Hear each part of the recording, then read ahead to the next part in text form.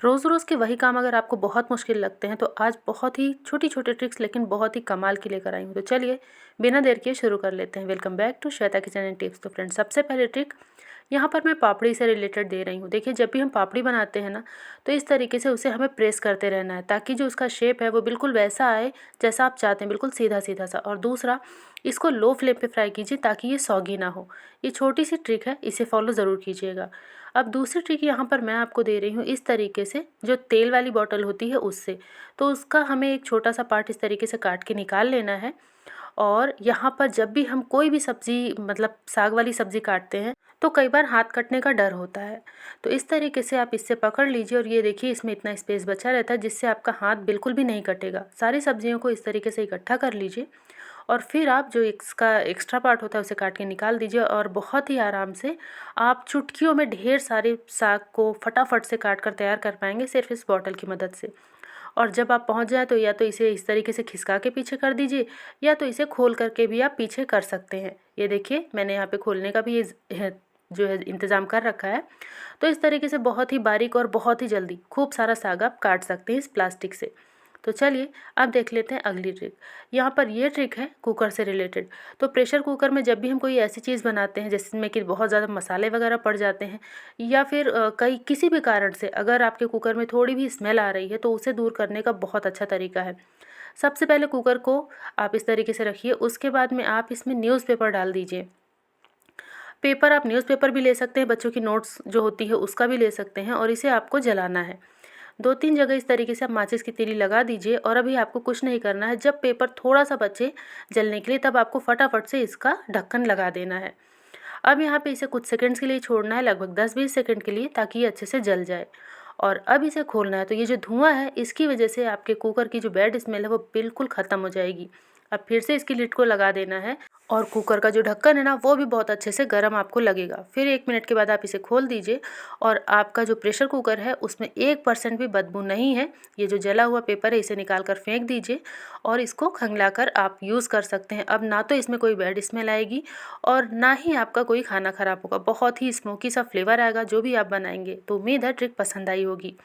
अब इस ट्रिक से आपकी बहुत ही ज़्यादा बचत होगी।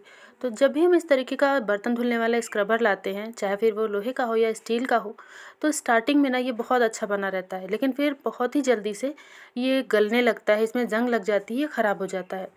तो उसके लिए आप जब भी इसे लाएँ तो सबसे पहले इसको इस तरीके से आप सही कर लीजिए और उसके बाद एक छोटा सा काम आप कर लीजिए। इस तरीके से कोई भी प्लास्टिक की आप रस्सी ले लीजिए और उसको इसमें फंसा दीजिए। कुछ भी नहीं करना है, इस तरीके से आपको इसमें फंसा देना है। उसके बाद आपको ऊपर की तरफ एक अच्छी सी नॉट लगा देनी है, मतलब जितनी आपको इसकी लंबाई चाहिए उस हिसाब से, क्योंकि इसको हम बहुत ही बढ़िया तरीके से यूज़ करने वाले हैं। तो ये देखिए, मैंने ऊपर इसे बांध दिया है। अब जब भी बर्तन धुलना हो, बर्तन धुलना है, उसके बाद इसे क्लीन करना है अच्छे तरीके से 2-3 पानी से, और फिर इसे हैंग कर देना है। टांग के रखेंगे तो ना इसमें जंग लगेगी, ना ये जल्दी से गलेगा और बहुत ही लंबे टाइम तक चलेगा। उम्मीद है ट्रिक पसंद आई होगी। अब यहाँ पे थोड़ी-सी आपको वैसलीन ले लेनी है, बहुत ही थोड़ी-सी, आप देख ही पा रहे हैं, और इसमें डालना है थोड़ा-सा कॉफ़ी का पाउडर और इसे अच्छे से मिक्स कर लेना है। अब इसका यूज़ हम कहाँ करने वाले हैं वो भी मैं आपको बताती हूँ।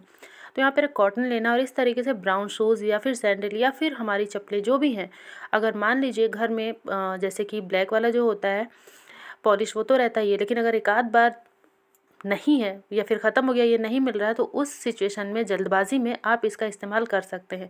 अच्छे तरीके से शूज़ को पहले आप कपड़े से पोंछ लीजिए, उसके बाद इस तरीके से सॉल्यूशन को रुई की मदद से लगा के, चाहे आप रुई की मदद से लगा दीजिए इस पे, कॉटन की मदद से, या फिर इस तरीके से हल्का-हल्का सा लगा के फिर आप ब्रश से इसको पॉलिश कर दीजिए। इस तरीके से जब आप करेंगे तो आपका जो है ना, टाइम भी बचेगा और फटाफट से आपका जो शूज़, सैंडल या फिर चप्पलें हैं, वो पहनने के लिए बिल्कुल तैयार आपको मिल जाएंगी। तो ये देखिए, छोटी-छोटी ट्रिक्स हैं जिससे कि हमारी मुश्किल बहुत आसानी से सॉल्व हो सकती है। तो जल्दबाजी में आप इस ट्रिक का यूज़ बहुत आसानी से कर सकते हैं। उम्मीद है पसंद आया होगा। अब देख लेते हैं अगली ट्रिक। तो ये ट्रिक है अभी जो सर्दियाँ चल रही हैं उससे रिलेटेड। तो यहाँ पर आपको लेना है दूध की थोड़ी सी मलाई, जितनी आपको यूज़ लगे उस हिसाब से आप ले लीजिए। तो मैंने यहाँ पर थोड़ी सी मलाई ले ली है। अब इसमें 1 पिंच से भी कम हल्दी पाउडर डालना है। इसे अच्छे से मिक्स कर लेना है और इससे आपके बहुत ज़्यादा पैसे बचने वाले हैं। तो हल्दी के गुणों को तो आप सभी जानते हैं कि हल्दी में बहुत सारा गुण होता है। साथ ही साथ जो हमने दूध की मलाई ली है ना, उसमें भी अपना बहुत ज़्यादा गुण होता है।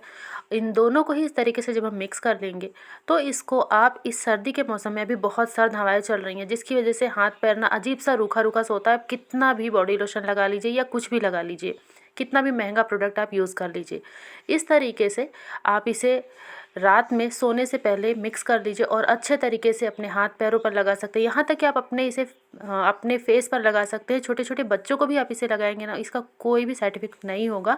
बहुत ही बढ़िया ये काम करता है। इस तरीके से आप अपने फेस पे, हाथ पे लगा लीजिए, गले पे लगा लीजिए और उसके बाद में हल्का हल्का मसाज कर लीजिए। तो यहाँ पर मैं आपको हाथ पर लगा कर दिखा रही हूँ। अभी देखिए ना, अजीब सा रूखा रूखा सा हो जाता है, स्किन बिल्कुल अजीब सी हो जाती है। तो जब आप इसे लगाएंगे तो इससे आपकी स्किन पे ग्लो भी आएगा, शाइन भी आएगी और बहुत ही सॉफ्ट बना रहेगा। तो बस इसे आप रात में ऐसे ही लगा के छोड़ दीजिए। सुबह आप चाहे तो क्लीन कर लीजिए, या फिर अगर आप नहीं छोड़ना चाहते हैं तो कोई दिक्कत नहीं है, आप इसे लगाकर 10-15 मिनट के लिए रखिए और फिर सादे पानी से आप इसे धुल लीजिए। लेकिन अगर आप इसे रात में छोड़ेंगे ना, आपको बहुत बढ़िया रिज़ल्ट मिलेगा। आप इसे रात में ही लगाइए जब आप सोने जाएं। और आप देख ही पा रहे हैं, मैंने इसको 10-15 मिनट के लिए रखा और हाथ को नॉर्मल पानी से धुल के मैं आपको दिखा रही हूँ कितनी बढ़िया स्किन यहाँ पर दिख रही है। उम्मीद है ये ट्रिक आपको बहुत ही ज़्यादा पसंद आई होगी। अब यहाँ पे अगली ट्रिक मैं आपको दे रही हूँ पानी पूरी से रिलेटेड। तो जब भी हम पानी पूरी को तलते हैं तो आपने देखा होगा कई बार ये फूलती नहीं है, तो आप एक एक पूरी को डालते जाइए और हल्का हल्का प्रेस करते जाइए। तो जितनी भी पानी पूरी आप बनाएंगे ना, सारी ही की सारी फूलेगी। और दूसरा, आप इसे हाई फ्लेम पे फुलाने के बाद बिल्कुल लो फ्लेम पे आप इसे फ्राई कीजिए अच्छा कलर आने तक। तो आपकी पानी पूरी कभी भी सॉफ्ट नहीं होगी। आप 10-15 दिन इसे स्टोर कर सकते हो। उम्मीद है सारी ट्रिक्स पसंद आई होंगी।